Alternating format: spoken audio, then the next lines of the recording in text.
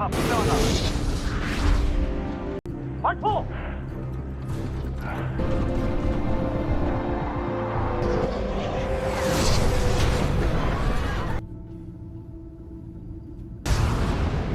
행공원 위협 사격 개시. 마스터 아몬.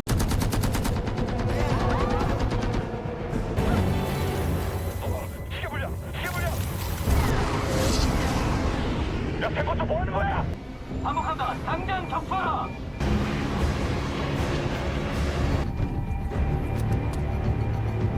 인멜반턴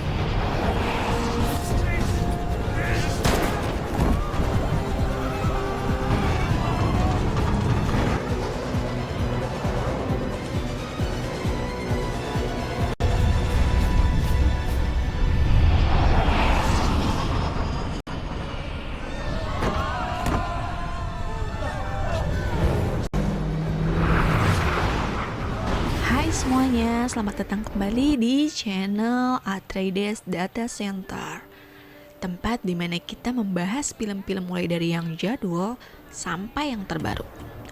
Hari ini kita akan mengupas Hijack 1971 yang rilis tahun 2024.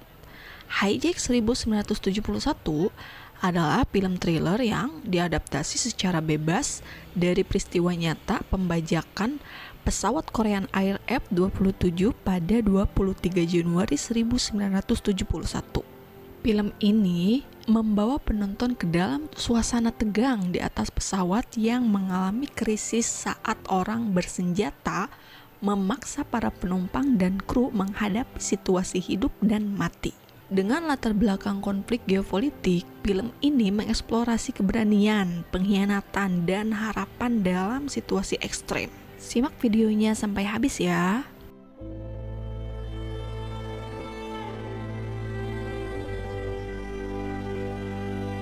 Kisah mengikuti perjalanan pesawat komersil yang membawa beragam penumpang, dari politisi hingga orang biasa. Ketegangan meningkat saat para pembajak mengungkapkan motivasi mereka, yang tidak hanya bersifat politik, tetapi juga memiliki unsur balas dendam pribadi. Konflik antara penumpang, pembajak, dan kru pesawat memperlihatkan kompleksitas moral di tengah tekanan besar. Apa yang membuat film ini spesial? Yuk kita bahas.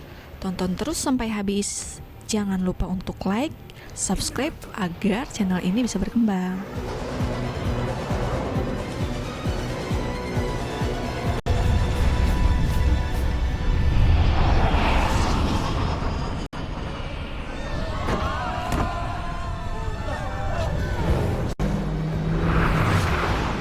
Film ini dimulai dengan sebuah adegan di mana Kapten Tain In dan Dong Seol sedang melakukan latihan manuver dengan pesawat tempur.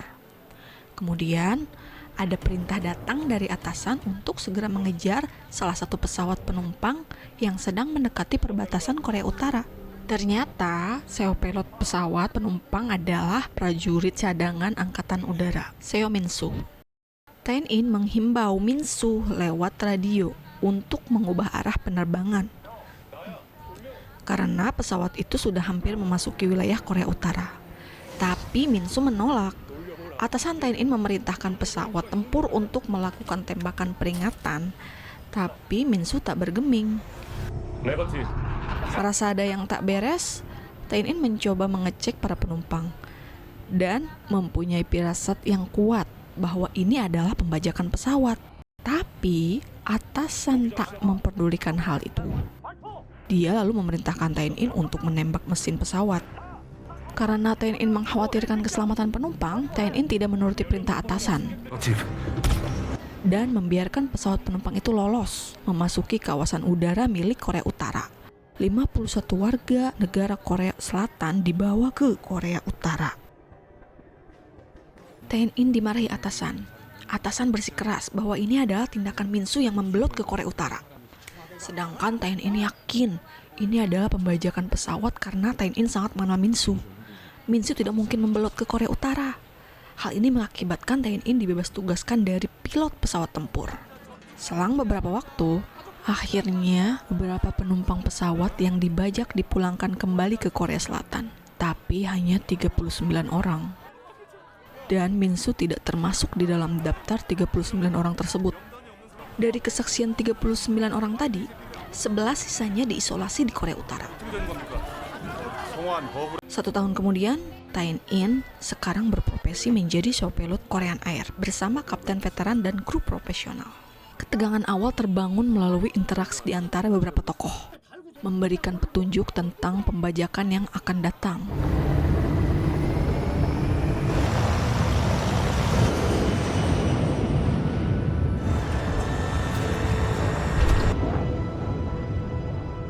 Saat pesawat mencapai ketinggian stabil, pembajakan dimulai.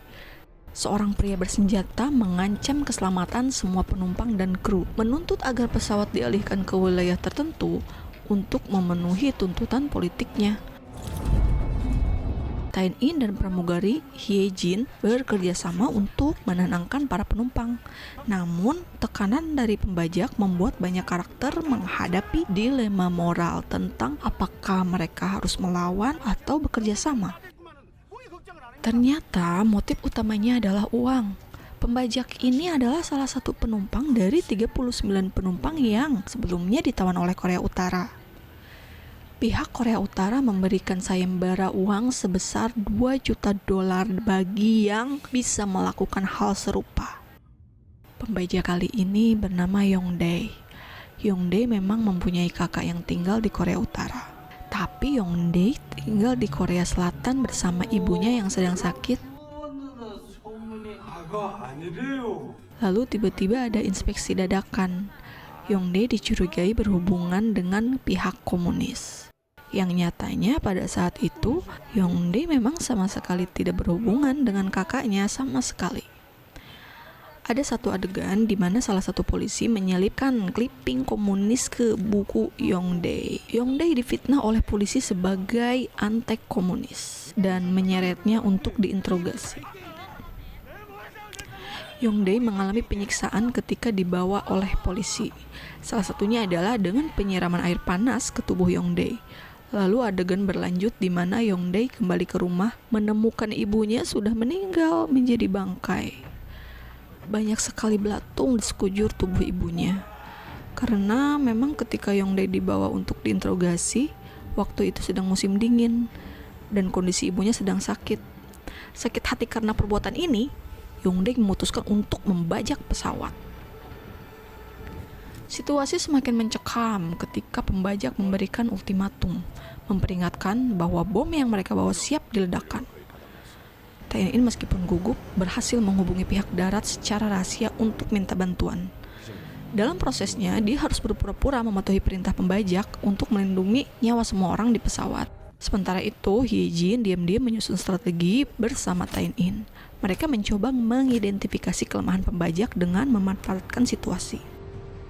Tae In bilang ke Dong Jae bahwa bahan bakar pesawat sudah menipis dan harus mendarat darurat untuk isi bahan bakar. Lalu pesawat bisa melanjutkan penerbangan sesuai keinginan Dong Jae. Rencana Tae In terungkap saat pembajak curiga dan pesawat tidak jadi mendarat dan melanjutkan penerbangannya ke wilayah Korea Utara.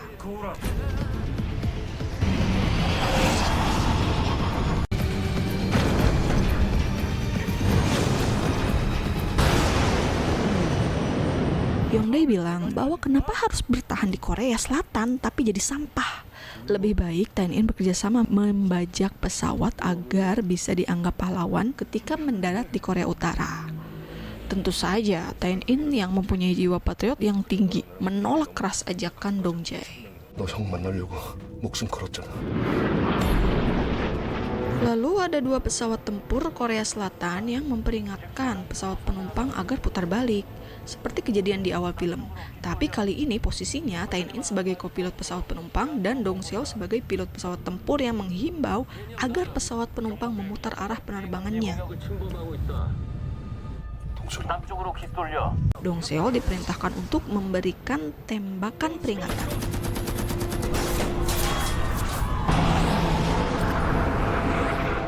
Tapi situasi kali ini berbeda dengan yang lalu. Kali ini skuadron MIG Korea Utara sudah bersiap-siap menghadapi pesawat tempur milik Korea Utara yang hanya berjumlah 2 saja. Salah langkah bisa menyebabkan perang antar dua negara. Rekan Dong Seo terpaksa harus menembak jatuh pesawat penumpang. Puncak cerita terjadi saat Tae-in melancarkan aksi heroik dengan melakukan manuver sulit untuk menghindari tembakan senapan mesin pesawat rekannya Dong Seo. Dong Seo menghalanginya dengan pesawat tempurnya karena Dong Seo sangat yakin ini bukanlah aksi kopilot yang membelot, melainkan aksi pembajakan pesawat. Nyaris memasuki wilayah udara Korea Utara, Tae-in melakukan manuver 90 derajat. Pesawat menukik tajam ke atas agar Dong Jae kehilangan keseimbangan dan melumpuhkan pembajak menggunakan alat darurat di pesawat.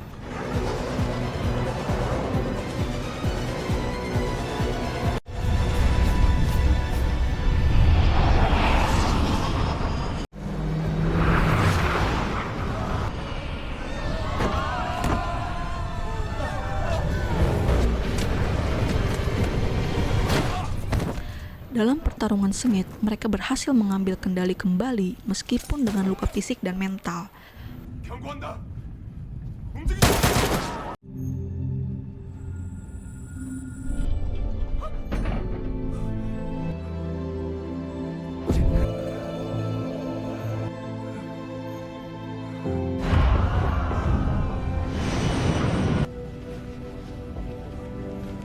있습니다. 기장님, 랜딩 기어 고정이요.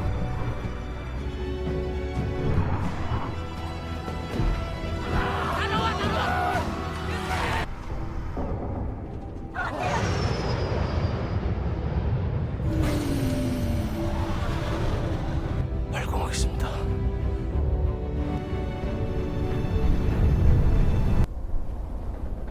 Tae-in akhirnya berhasil melakukan pendaratan darurat di pesisir pantai Shodo di daerah Kosung, Korea Selatan.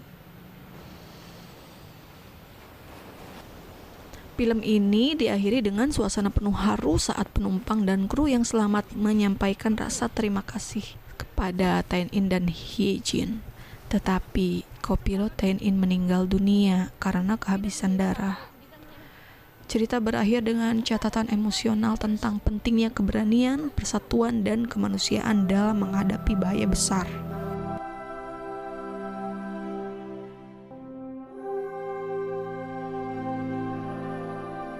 Jangan lupa bagikan pendapat kalian di kolom komentar. Sampai jumpa di alur cerita film berikutnya ya. Bye.